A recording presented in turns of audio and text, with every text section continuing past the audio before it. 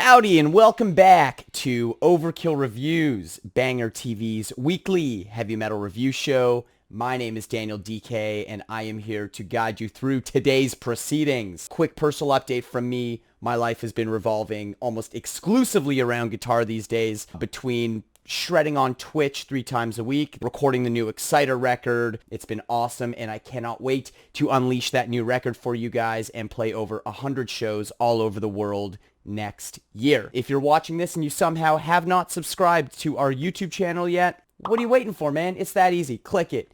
And if you want even more content, we also have a Patreon campaign, exclusive merch, early access to videos, and oh, you can vote on what we review, which is exactly where this review came from, because we know we missed a bunch of them. So every month we do a vote, you vote, we count them, we review it. It's that simple. This month, you guys picked a doozy and I am stoked. Cut to that video.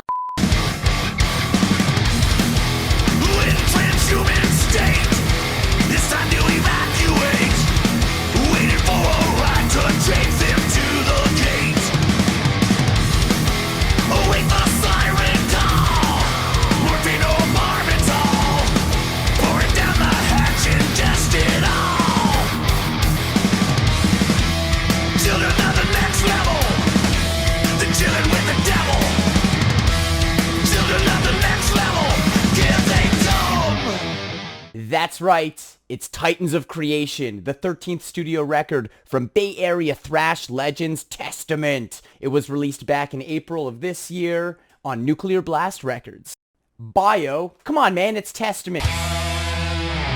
Formed in the 80s in the Bay Area, absolute legends, considered a huge influential part of the second wave of American thrash metal, the Big Eight, if you will. Lineup changes aplenty throughout their career, which is an amazing discography. The main core of the group, Chuck Billy, Alex Skolnick, Eric Peterson, still there today. And if those 3 names aren't impressive enough for a core of your band, who's that lineup rounded out by? Oh, Gene the Atomic Clock Hoagland and Steve friggin' DiGiorgio? Are you kidding me? 14 million album sales, a band full of virtuosos, blah, blah, blah, blah. This is their new record. The post-Skolnick return era of records have all been dynamite. That's the last 4. My hopes are high for this one. Let's see if they continue down that path of metal mastery. Alright, let's start things off with what slays about this record. One of the first things you notice, album artwork. At least that's how I am. Ellie Rand Cantor, again, a smoking album cover from this guy. He's having quite the year already, having pumped out amazing artwork for both Havoc and Incantation. And if you look at his other work, literally the list goes on forever. He does so much, I don't know where he finds the time. The color palette is really, really cool. I love his style and the way that the logo is built into the background of the album, not just digitally slapped on top.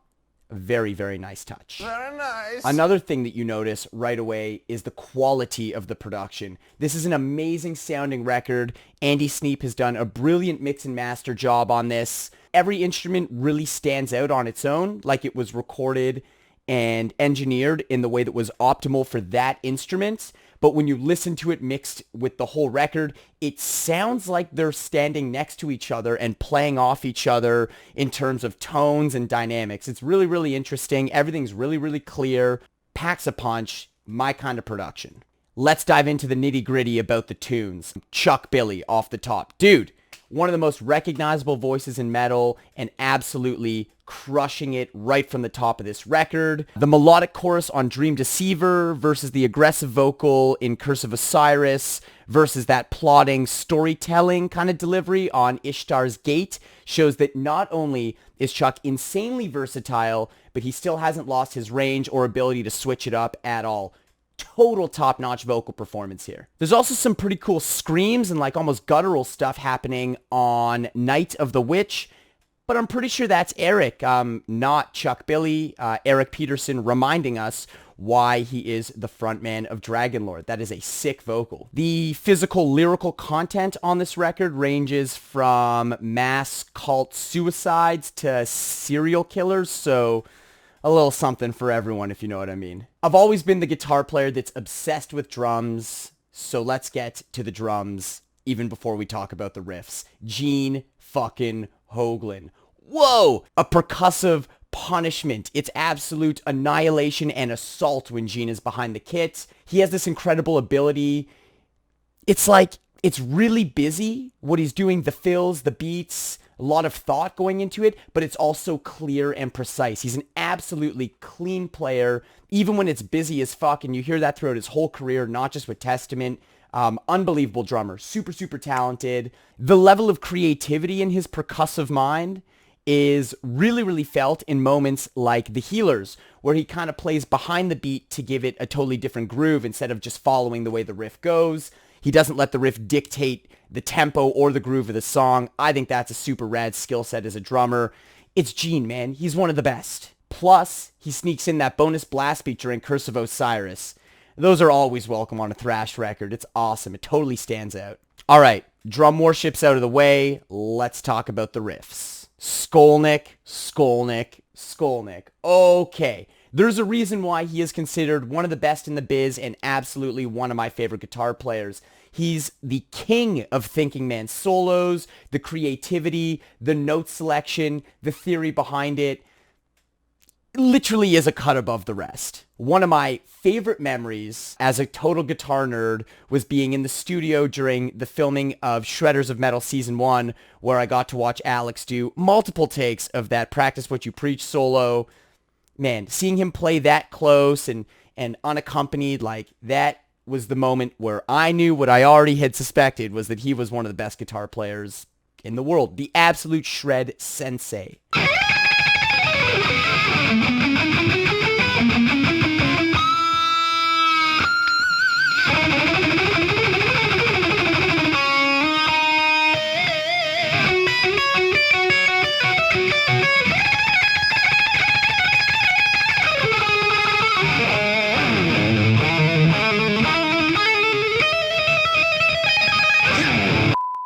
Alex and Eric are both shredders, but it's Alex's understanding of that jazz theory that really brings him over the top here. These are honestly, on this record, some of my favorite Alex Skolnick leads, which is saying a lot considering how much I like the rest of his catalog in and out of this band, and how much I liked the Last Testament record, which had tons of amazing leads on it.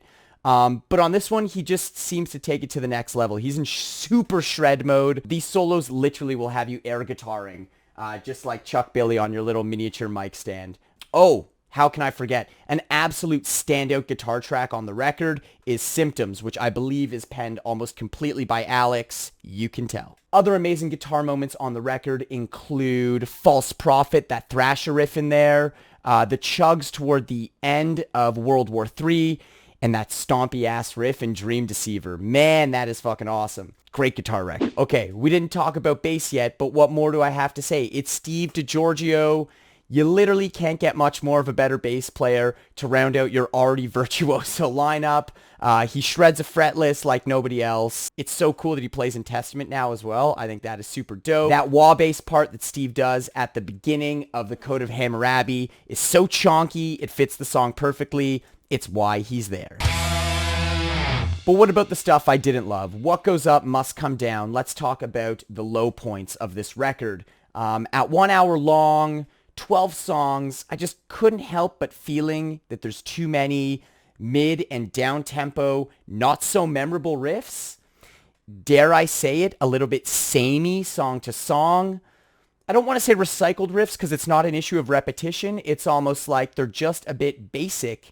I just feel like we could have done a little better with some of the more simple riffing that was happening on the record. Chuck's delivery is brilliant, but the actual lyrical content, I couldn't help but feeling also a little bit predictable and slightly samey at times. I'm not saying I can write better lyrics, but I just feel like if I've never heard a song before, I shouldn't be able to almost predict what the next line will be or say it before it comes out of Chuck's mouth. I do like a bit of an element of surprise in my lyrical delivery. And finally, if you know me, I'm a thrash guy. This is a thrash band.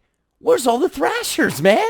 It's a very mid-tempo record, so much to the point that when there is a thrash beat on the record, or that one blast beat we talk about, it really stands out. There just isn't enough speed on this record for me.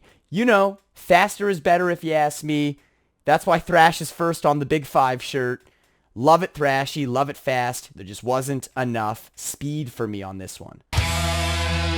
All right, what about some final thoughts here? Let's wrap it all up into something cohesive. The record feels familiar and comforting, almost like a bowl of your favorite chili recipe or a stew that you spent a lot of time on. And you know, that might seem a little bland or boring to some, but perhaps that's exactly what we need in an unprecedented and weird time across the whole world like this.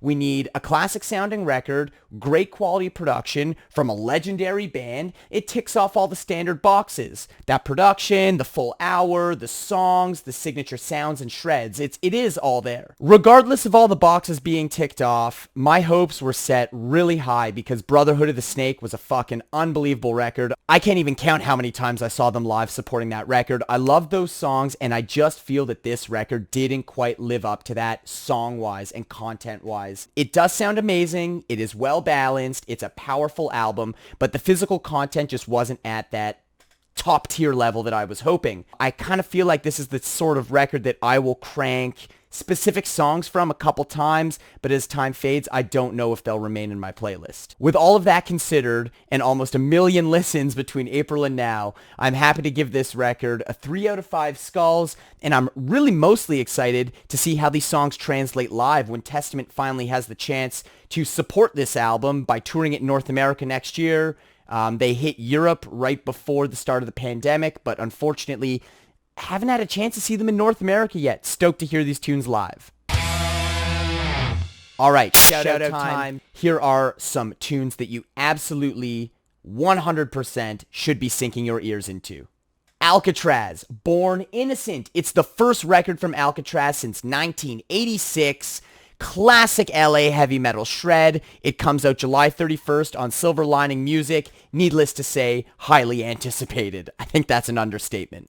Also out on July 31st, we have a live record from Septic Flesh. It's called Infernus Sinfonica 2019.